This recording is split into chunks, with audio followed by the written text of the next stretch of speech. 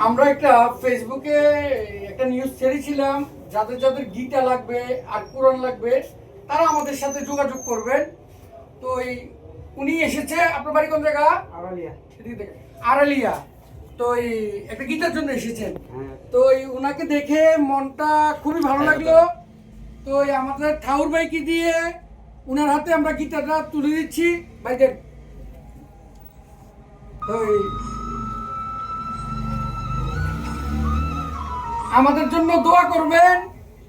তো আমরা চাই এই কাজগুলি সবসময় করে যেতে, মানুষ মানুষের জন্য এই পরিচয় দিতে, আর কিছু নয়, টাকা পয়সা বাড়ি গাড়ি কোনো কিছু নয়, শুধু আমরা মানুষ, এই পরিচয়টাই দিতে চাই।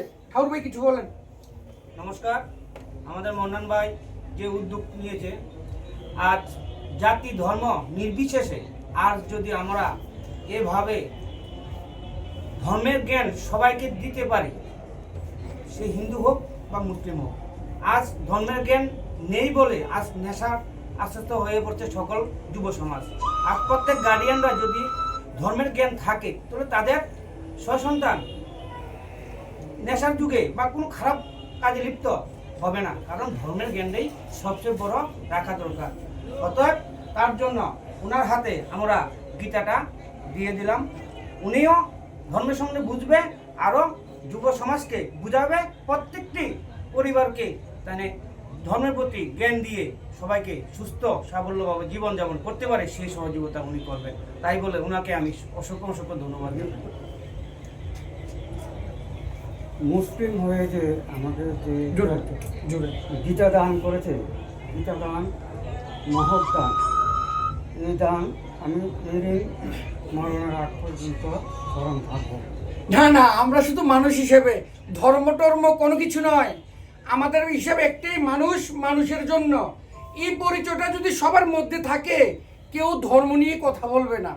আমরা চাই না কোনো জায়গাতে কোনো কিছুতেই কেউ ধর্ম নিয়ে কথা বলুক।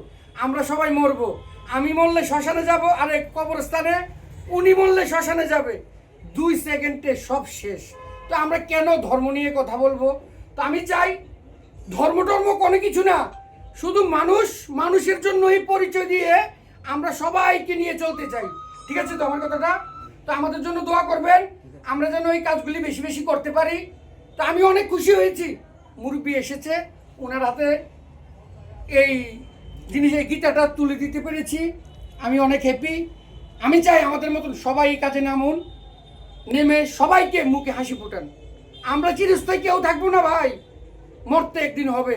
যদি মরতে হয় এই মুখটা দিয়ে মিথ্যা না বলে সত্যটা প্রচার করি, সমাজের জন্য ভালো করি, টাকা পয়সা কোনো কিছু নয়। এতটুকু বলতে চাই। সবাই ভালো থাকবেন, সুস্থ থাকবেন, আর আমাদের জন্য দোয়া করবেন।